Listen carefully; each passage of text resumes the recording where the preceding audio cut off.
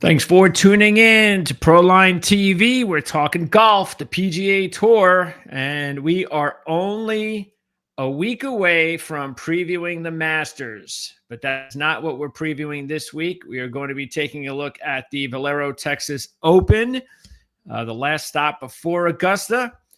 Coming off last week, Minwoo Lee getting a win, holding off Scotty Scheffler and a hard-charging Gary Woodland in the Houston Open. To help me, of course, preview this week's event is Brady Cannon. Brady, how's it going? It's going well, man. I feel like you and I can't remember. Maybe you were on Minwoo Lee, but I feel he was my second pick. Yes. Excellent. Yes. Congratulations to you. Yeah, I feel like I was about the only guy in the world that wasn't on him last week. There was a lot of people. And hey, sometimes it just works out the way you figure it would. And that's big hitters at the Houston Open. And there wasn't many people in that field that are a bigger hitter than Minwoo Lee, and everything worked according to plan. So Good for you. And, everybody really got one there. A lot of winners last week with Minwoo Lee, and I'm really happy for him. Happy that he did not bogey the last hole, I think he may have bogeyed the second to last hole. It got a little nervy there for a minute, but I'm glad he was able. 16, maybe it was the one over the water. You're right. I think it was 16. Yeah. And the 18th hole, he got into a little bit of trouble, but he made a fantastic chip. He tapped in for par. But I did not want to see him go to a playoff with Woodland and Scotty.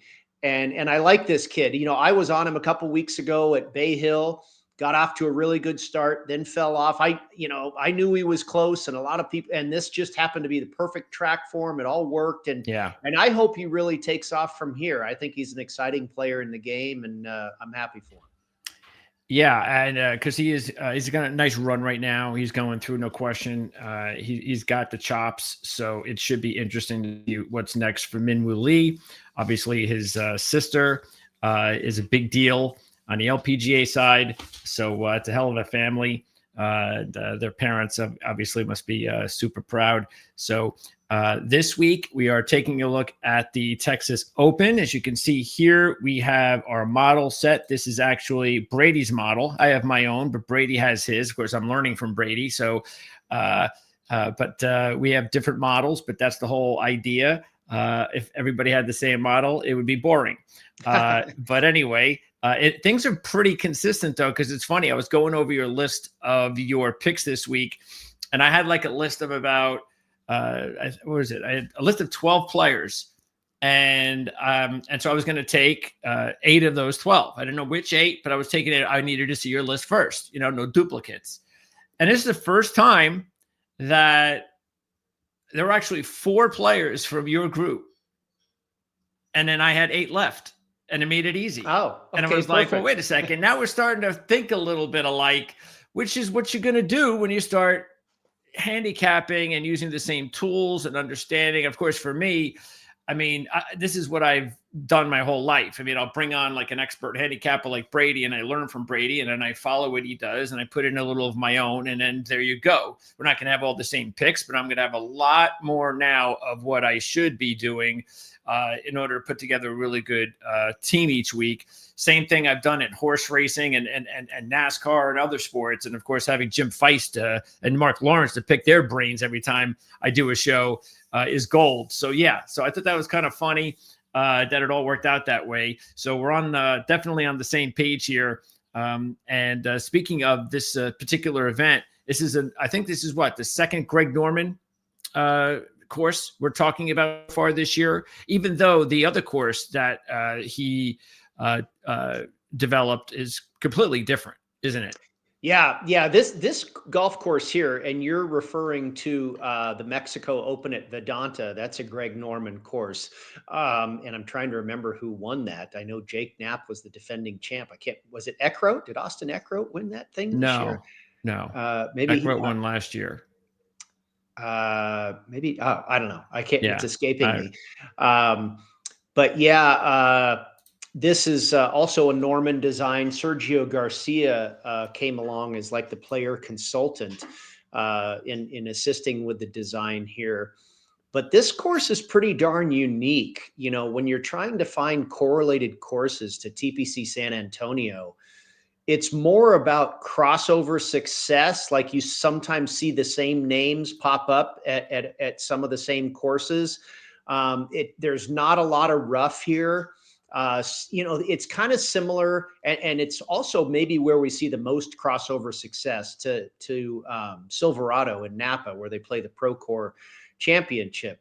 Not a lot of rough at that golf course, relatively narrow fairways, and a little bit more of a premium on driving accuracy than distance. A little bit of both, but leaning on accuracy for sure. So those are similarities with those courses. But then again, this golf course has, you know, very undulated greens, Bermuda grass greens. Napa, of course, has Poa annua. So, you know, and the way this course was built also is very interesting. The courses that tend to, you know, go uphill are this time of year in this part of Texas, we tend to get a lot of wind. Okay. And that's a big part of the defense of this golf course. And we're expecting wind this week as well. Yep. But when designing this course, Norman was well aware of the frequency of the winds. Yep. And the greens are typically kept pretty slow, because if they're kept too fast and the winds get crazy, then you've got a problem. It's kind of like the British Open. You know, that's why the greens are slow for the British Open, because if they're made too fast, the wind is going to start blowing those balls around. By the way, don't you think that that's the part of the reason why it's strange that this week is before the Masters, because it's completely different greens? I mean, that would screw me up a little bit if I'm a golfer.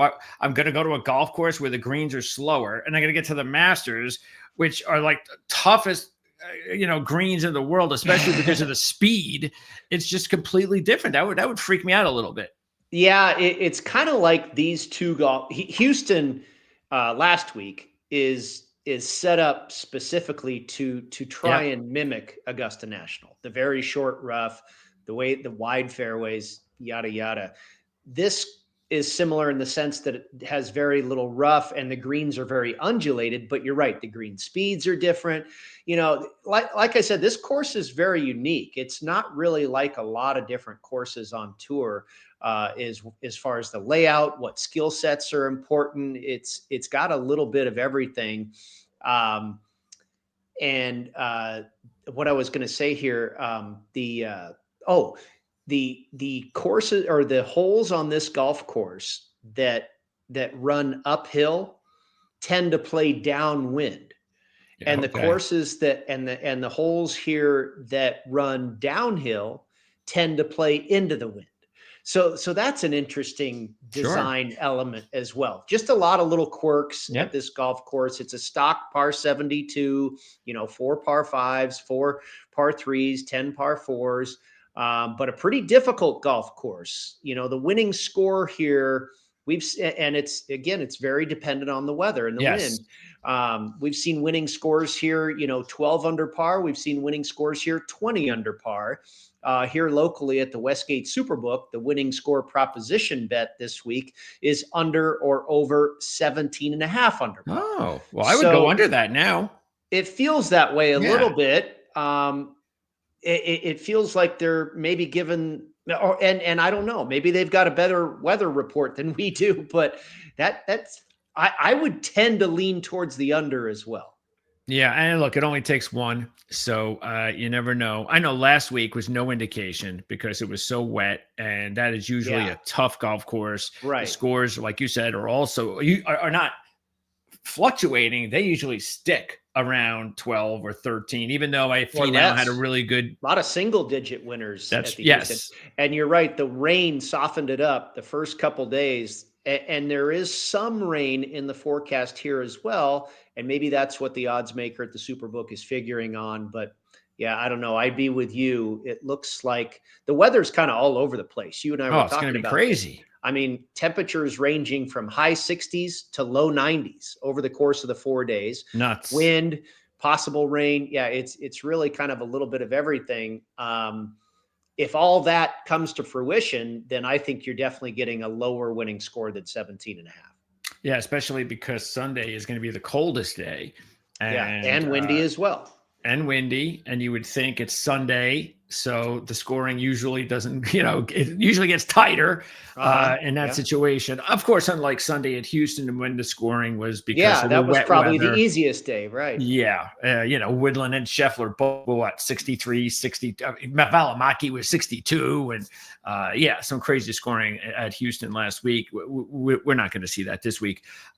Speaking of correlated courses, you mentioned one of them, the Silverado. The other two to keep an eye on the most would be from the Bermuda Championship, Port Royal, and also Shriners, TPC Summerlin. So keep an eye on those three courses. Those are the ones that we'll also be talking about as we go through our picks and get into the model in just a little bit.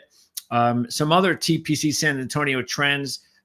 Remember that they've kind of bounced this schedule for this event around a little bit. So really, it's 2019, a return to the week before the Masters. You had, of course, the interruption in 2020. So the last 5 events, I believe have been, once again, the week before the Masters. And I did, just because it was an event anyway before a major, I did do some homework anyway to find out, who were the winners over the last 20 events prior to a major.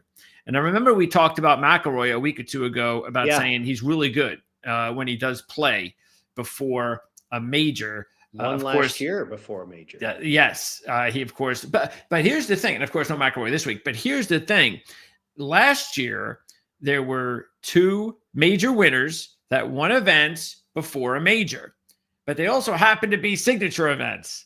So that's a lot different. When you're throwing the best players of the world who are looking to be motivated by money to win, that's just not like this week. It's really not. No, it's a good point. You have to be able to separate the two. And I'm trying to recall what the other signature event was, but I remember Quail Hollow, the Wells Fargo, Memorial. where Rory won. Oh, the Memorial before the U.S. Open? Win. Before? Yes. Okay.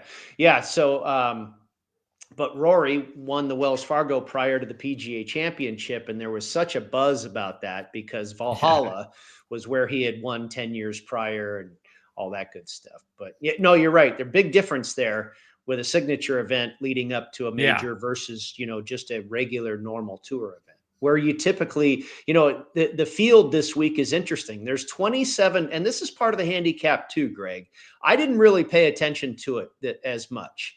But I have in the past, especially when we've had a lot of the LIV players, before LIV existed, you'd get a guy like Brooks Koepka in this field.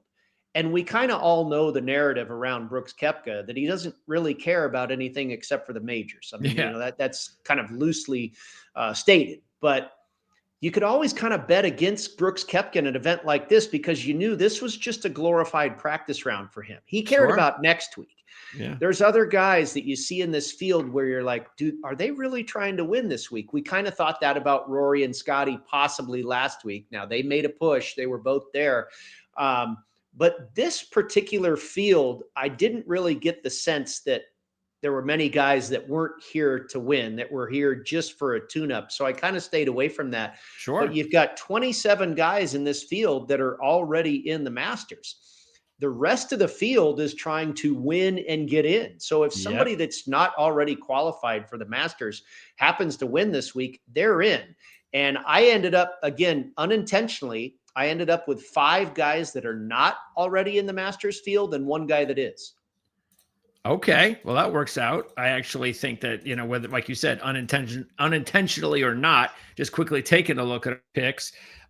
So you can see there, McCarthy is the only one that's in, right? Right. Right. Yeah, he's in. The rest of the guys are not. Looking at your list, Cantlay's in. Yeah. And that's it, I think Knapp, I don't believe. No, he's not in.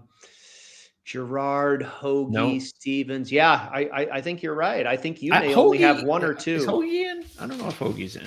I don't think so. I think you may only have 1 or 2 guys that are in there. I think you're right. So there you go. So interesting. And I don't think either of us, I'm not necessarily, I don't think, is there motivation for guys that aren't currently in the field to win this week? Of course. but is that going to make them play better? It's not quantifiable. You know, you're No. kind of just trying to play sideline psychologist. But it is, I think it looks the other way. I think when you're looking at the top players who are in, I don't think there's any question, because we talk about, I mean, when you're handicapping sports, one of the things that's always hard to do, as you know, is to, you feel, it's a rare situation when you know for 100% that the player or the team that you're picking is motivated to play. Like, you know that they want to play. It's a hard thing to do. And so the opposite with these players that are already in the Masters, well, you just don't know. It's like I'm picking Cantlay, you're picking McCarthy as our we don't know, but that doesn't mean that, we don't want to necessarily bet against them just to bet against them, because I do have a reason. I'm sure you do too, of course, of why we're picking those players. But it does make sense that you would want to naturally think that it's a little bit of a risk, especially at the low numbers that they're going to wind up being. Yeah, I think there were some guys, like I mentioned, Brooks Koepka.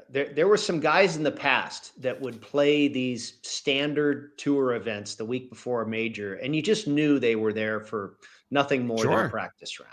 I didn't really see that with anybody in this particular field. You've got Ludwig Oberg is the favorite. He's played this golf course before in college when he went to Texas Tech.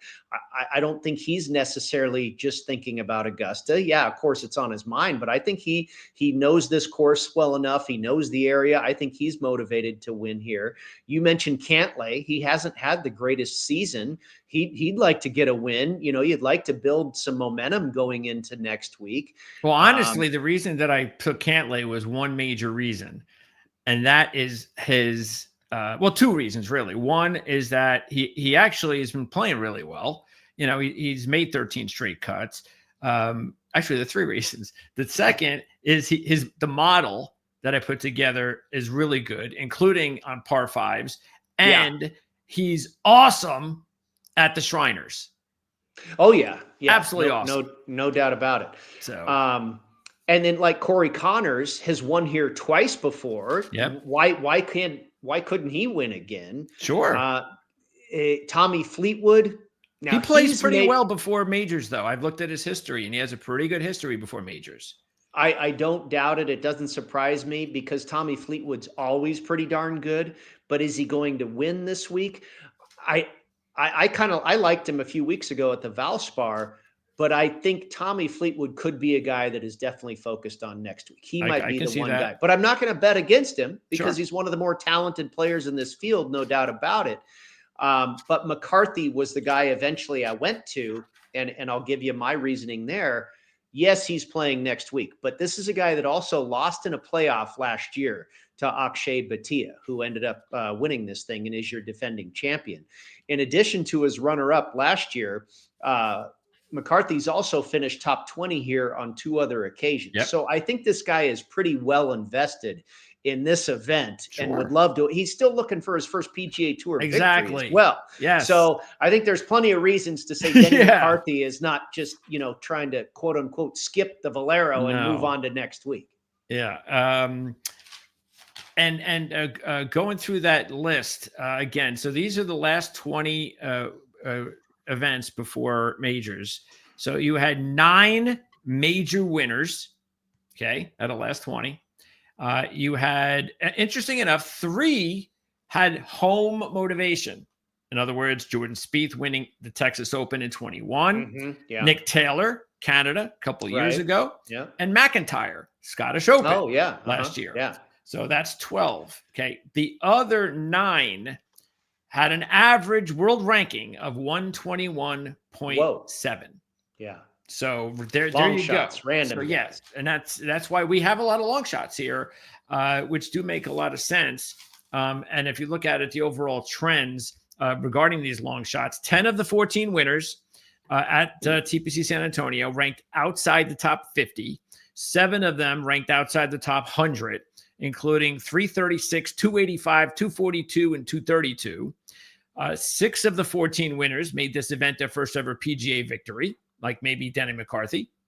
And matter of fact, you mentioned Bhatia. So he had 87th rank Spawn 242 just a few years ago. Yeah. Even Connors, the first time he won was at Andrew Landry, 196. Stephen Bowditch. There's been some really random winners here. And this tournament has been around for a long time. It's one of the oldest events on the PGA Tour, but this golf course has only been around for the last 15 years. And you mentioned earlier in the show there, they had to skip the COVID year.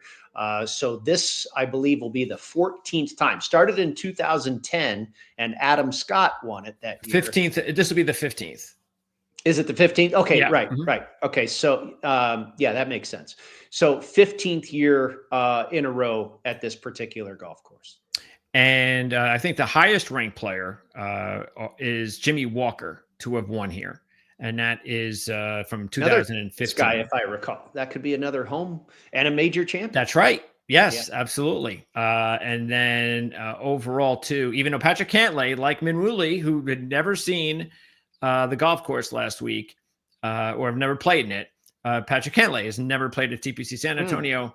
And if he does win, he would be the first one to win here since 2012 in his first appearance. The first three, of course, the first one always. The second one, 2011, and the 2012, those first three had never seen or played, on this golf course ever since 2012. It has always been won by someone who has been on this golf course before. So, which is, again, pretty normal. All right. So let's get into it, and let's go ahead and pop up the model. So here we go. All right. So this week's model, and again, don't forget, we have a link in the description. This is Fantasy National. This is one of the best, if not the best in the market for modeling your fantasy teams. Or of course, you can use them like we do to wager on them as well. So this is for the Valero Texas Open, and we're using the last 24 rounds from the model that Brady put together. And Brady, here are your stats. You have 7, I believe, here, starting with strokes gained approach. Yeah, strokes gained approach, scrambling, par 5 scoring. Let's see, fairways gained. That's basically driving accuracy, good drives gained. And then bogey avoidance. It's a pretty darn difficult golf course, and big numbers can get you here in a hurry. Bogey avoidance is not necessarily a statistic we use all that often, but on difficult golf courses, major championship tracks, that type of thing. And I think I used it a couple of weeks ago, maybe at the Valspar, maybe at the Players Championship. But a lot of times the more difficult golf courses, I'll lean on that statistic as well. But the most important, what we've seen out of the winners here, certainly most recently, is very good play. Strokes gained tee to green, strokes gained approach, greens in regulation, and par 5 scoring. Scrambling as well. But those are probably the top 5 areas. And I probably emphasize those a little bit more in my model than a few of the other things we used. But a lot of importance here on work off the tee, and accuracy trumps distance. The fairways are relatively narrow, and they are tree lined, but the rough is not very thick. So, talking about this golf course being unique, that's a weird combination too. Not much rough, but tree lined and relatively narrow. You don't always see that combination. But and what's also interesting, I have a couple guys on my card this week that aren't very good putters. We've seen some pretty average to below average putters win here before too, and I think it goes to what we're talking about how they keep these greens relatively slow because of the possible high winds that you can get in the area. We've seen a lot of very poor putters win the British Open because when you get a slow green, it kind of neutralizes everything. It makes it easier for the poor putters, and the great putters don't necessarily have an advantage. Corey Connors has never been a great putter. He's won here twice. JJ Spawn is not a great putter. Kevin Chappell has won here. He's not a good putter. Adam Scott, his putting has improved, but back in 2010, he's never been a great putter either. So kind of interesting, I thought, that putting, even though for the week, guys end up having a good week putting, over the long haul or throughout their career, they have not been known as stellar putters. Yeah, and the other thing that's also, you mentioned scrambling. That's really important. Is bunker play. So that is something to keep an eye on. And whoever does a good job out of the bunker, this is one of those golf courses. If And this is something that's interesting because it's not one of these golf courses that tries to trick you up or anything like that. So if there was a specific stat, let's say you were looking at these 7 here and you had to zero in on 1 or 2 that you kind of wanted to favor more than the other, which 1 or 2 would it be? Yeah, I was pointing out what the winners have had in common recently, and that strokes gained tee to green. Now, I didn't use that, but essentially, okay, strokes gained approach, greens in regulation gained, Okay. scrambling I mentioned, and then par 5 scoring. So basically, work off the tee, iron play, and scrambling, and then the par 5s. The par 5s here, the collection of the 4 par 5s here is one of the hardest collections on the entire PGA Tour. The par 5s here are tough. So if you can really, get ahead of the field by birdieing the par 5s here, that's going to help you quite a bit. So that's one of the reasons I think par 5 scoring is especially important this week. Okay, so we've already talked about a couple of our top picks. So let's go see if we can find some more here. Let's talk about Victor Perez, because Victor Perez is someone that was on my list as a long shot as well. And what I really noticed about Victor, and by the way, as you can see here, all nice numbers for Victor. What I like about Victor is first of all, he's playing really well. He's had 3 good recent results. And then when you're talking about like a Valimaki and you're talking about a Pavon and some of these other players that have come over from Europe, I mean, honestly, Victor Perez is better than these guys. And he's been better than them over there. Now, he hasn't translated that here yet, but he's that type of player. I mean, he's got, I believe, I think he has 5 wins, 3 over on the DP Tour.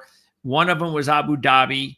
And interesting enough, his win at Abu Dhabi was a 1-stroke win over Minwoo Lee. So maybe a little bit of a karma there for you this week, taking Victor Perez. I like it. Another one of his wins in Europe was at the Alfred Dunhill Links Championship, which is played at Carnoustie and St. Andrews, and Kingsmill, maybe. It's played on 3 different links style courses in Europe. And, very susceptible to wind. So I like his ability for possible windy conditions. But you're right, the current form has been very good. He's made 4 straight cuts, and his last 3 results have been 18th, 22nd, and 18th. Had 2 really low rounds last week in Houston. One opened with a 66, closed with a 65. Very accurate off the tee. He ranks 13th on tour in driving accuracy. And the last 36 rounds, he is 18th in this field for greens in regulation gained. Also top 35 in both scrambling and strokes gained on the par 5s. And he is 5th in this field last 36 rounds for bogey avoidance. So checks a lot of boxes. I've seen him as low as 80 to 1. I've seen him as high as 125 to 1. So shop around. There's some pretty good numbers out there on Victor Perez. Okay, now just taking a look at again, this is your overall model rank. So taking all these into average, and here's 2 of my picks right here. And again, this is your model. There you go. Ryan Gerard and Ben Griffin. So Griffin's actually, I believe, my second choice this week.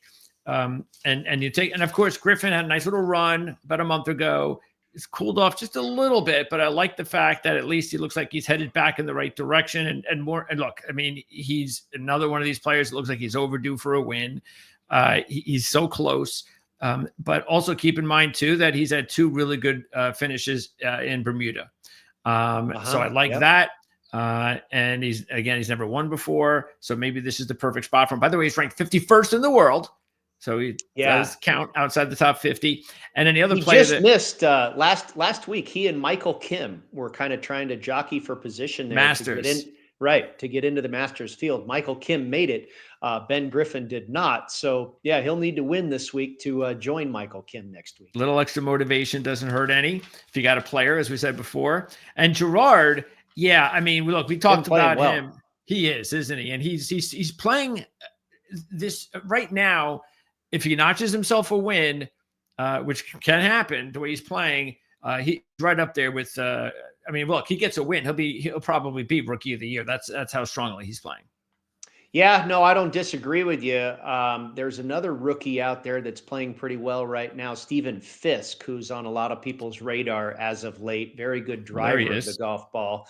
I did not land on him. I have yet to land on him. I did go with a sophomore, Rico Hoey. Was a rookie last year and had a very good campaign, finished 14th here at the Valero Texas Open. He's done very well, really solid results, even though he hasn't played these correlated courses a lot. When he has, he's had very good finishes. Rico Hoey is #1 on the PGA Tour in total driving, ranks 51st for distance and 16th for accuracy. So he is really good off the tee, 33rd in this field for strokes gained on approach and 8th in this field for greens in regulation gained. And he comes off an 11th place finish last week in Houston, where he closed with a round of 64. So I like that sometimes when guys end their tournament with a really spot on round, like a 64. Yep. And I think sometimes that kind of carries him into the next week. He's the guy I mentioned that is not a great putter. You know, he ranks very low, well below average on tour and in this field as far as the putting. Now, he had a decent week, a decent day putting last week. So, you know, putting is fickle. It can get hot for a minute and very cold another. But like I say, there have been a lot of guys here in the past that aren't known as very good putters that have gone on to win. So I think Hoey makes some sense. He's playing well and kind of off to a pretty darn good start in his career. By the way, Griffin and Perez both finished with 65s on Sunday. So definitely along the lines of playing well coming into an event. Let's see, taking a look at some other Sam Ryder. I decided to give Sam another try. I picked him about a month or so ago, and he just has continued to play well. You know, and he's not one of these top players, of course, but this is the perfect time to take a player like Sam Ryder, who has made 9 straight cuts, never had a PGA win. And I mean, his putting, by the way, has been really good. So whether that helps or not, he's been really good on sand saves. As you can see there, scrambling is a good number.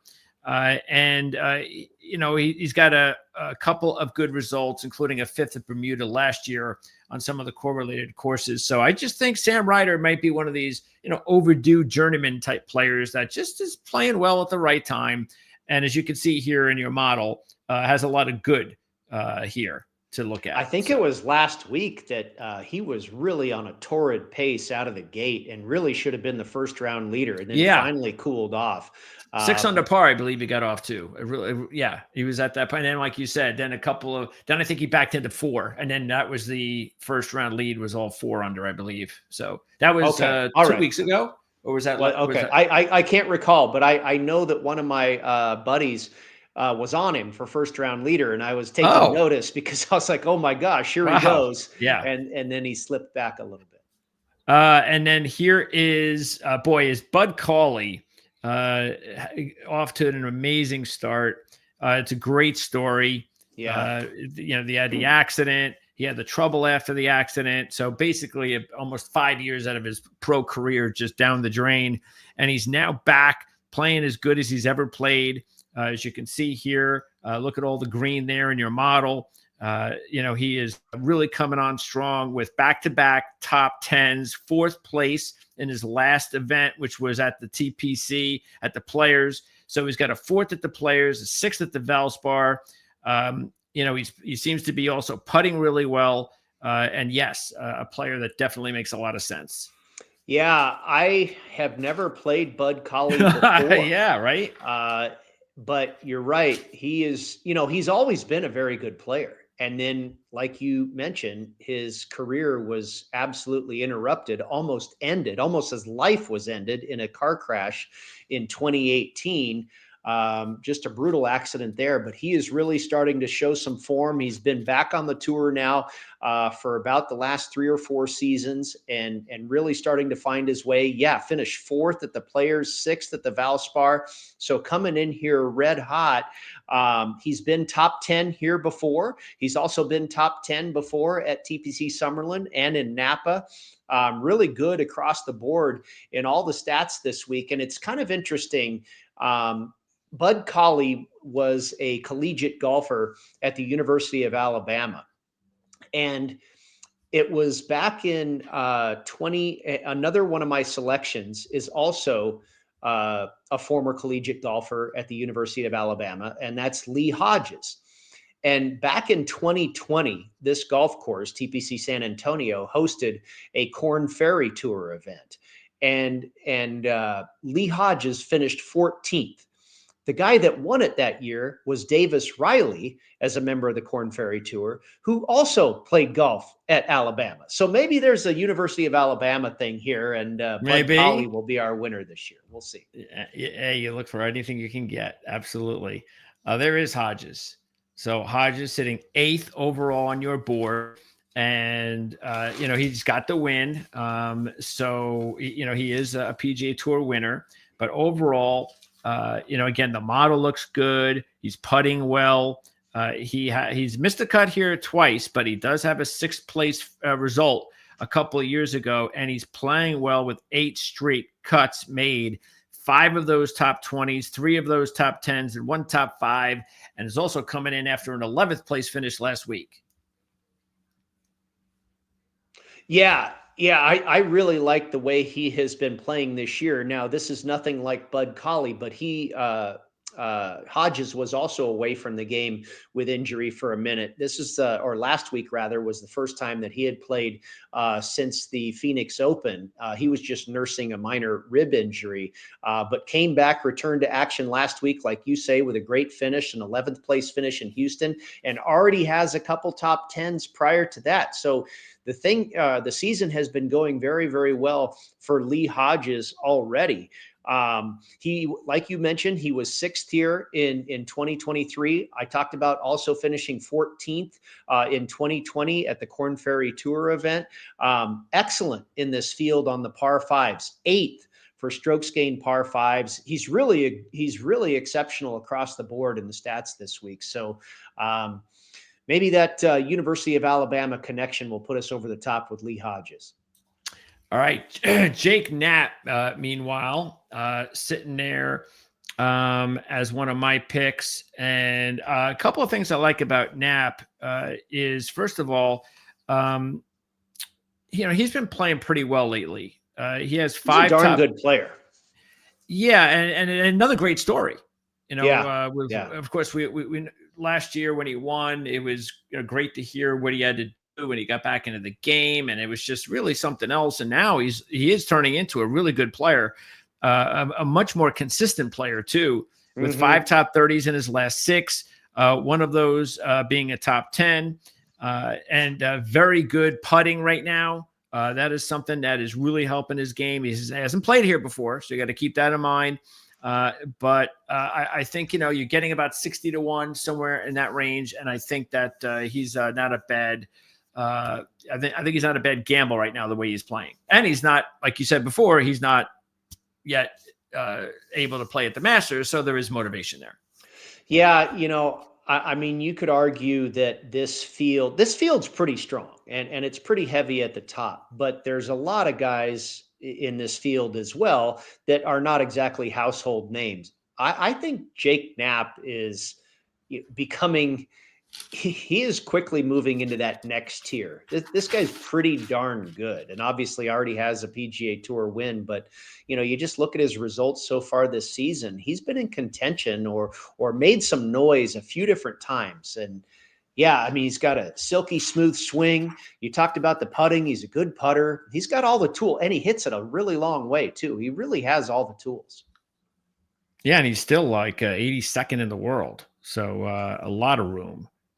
for him to move up. I could see him being a top 50 player here in the next Yeah. couple of years for sure. Yep. And he'll need another win. So we'll see if he can get that. I went ahead once again with Gary Woodland this week. I know Yeah. you've taken him a few times earlier this year. First Mhm. time I'm taking him, but I figured why not? If you look at him, the way he obviously got red hot on Sunday, so he's dialed in. He's got motivation. Wouldn't major winner? Love to play next week. But yeah, there's a lot. I mean, if you take a look at some of his recent correlated courses outside the top 2 or 3, there are some like 4 to 6, 7 that he also has some pretty good results from. So yeah, I just thought that this was a pretty good time to jump on him. I know maybe sometimes you get the situation with golfers where they'll get to that point where they're trending and then they finish second. And then and sometimes it's like, all right, well, that was probably their shot. They trended, they got to second, and very rarely they take that next step and they get to first. But I just figured I'd go ahead and give him a shot. The odds are pretty decent as well. Well, this guy's a world-class player. Obviously he's been dealing with injury and setbacks from, brain tumors and brain surgery and that type of thing. His comeback has been absolutely remarkable. But he's not just your average Joe Tour player. Obviously won a US Open at Pebble Beach. This guy's been there and done that before. And we're starting to see that form come back around. And like you say, finishing second last week. And one of his biggest strength is driving the golf ball. And we've talked about work off the tee here being very important. I would say 2 areas where Gary Woodland is very strong that match up with this golf course is off the tee and long iron play. So you've got that going for you for sure. All right. And here's another one of your picks, Andrew Novak. And Novak is a player. Matter of fact, on our preseason preview show, you could check that out. We have, matter of fact, there's probably going to be a link as well in the description of this video where we made some observations about players and predictions, long range. And Novak was a player that I predicted would break through with a win this year. So I hope you're right this week. Yeah. So maybe this is the week. Why'd you like him this week? Well, he's a really good player. And it's very weird kind of the start that he's been off to so far this season. He's really kind of made a name for himself as a premier ball striker. Okay. Last year on the PGA Tour, he ranked 23rd in strokes gained approach. This year in that same category, he's 137th. He's played 11 events so far this season. And he's missed the cut 6 times, more than half the time he's missed the cut. Now, in the other, 5 events where he's made the cut, he finished 3rd at the Farmers Insurance at Torrey Pines, extremely difficult golf course. And he's finished top 15 in 2 signature events. So it's really been feast or famine for Andrew Novak this year. He's finished well here before. He was in that Corn Ferry Tour event in 2020 where he finished 24th. He's also finished top 10 here before. So I'm just hoping the really good Andrew Novak shows up this week because I think he absolutely makes sense for this golf course. Like I say, he's got the talent. It's just been a Jekyll and Hyde show so far this season. All right. And then let's see, a couple more picks. Here's one of them on my list, Sam Stevens. And for me, this is really about going after a horses for courses pick. He's a Texas kid, so he's really been motivated the first 2 years he's played here because he's finished 14th and 2nd. He's also trending in the right direction, which I think is really important. I don't really like the odds. That's the thing. I wish I was getting more of like 70 to 1 than 50 to 1. But this is one of those picks I'm throwing in there more than anything for horses for courses. He was another guy like Novak that finished very well at Torrey Pines earlier this season. He was really hot there for a minute, and then I think he ran out of gas. He had played like 9 or 10 or 11 weeks in a row, and then kind of hit a wall. We'll see if he can rebound here this week. Yeah, and like I said, I like the way he seems to be trending back into that because he's coming off an 18th place finish, There you go. so maybe that's exactly what he needs. And Tom Hoagie, that's my the last pick that is on my board here. And what I like about Hoagie is he's coming off that third place showing at Players. And that was a really good Sunday he had. It was, I think, the best. I think he had the lowest score that day. He's had a couple of good results here over 6 appearances. And he also has some pretty good action on some of the correlated courses, including a 4th at the Shriners just a couple of years ago. So, yeah, I think one of the things I like about Hoagie as well is he's got a big number. He's ranged from about 80 to 100 to 1.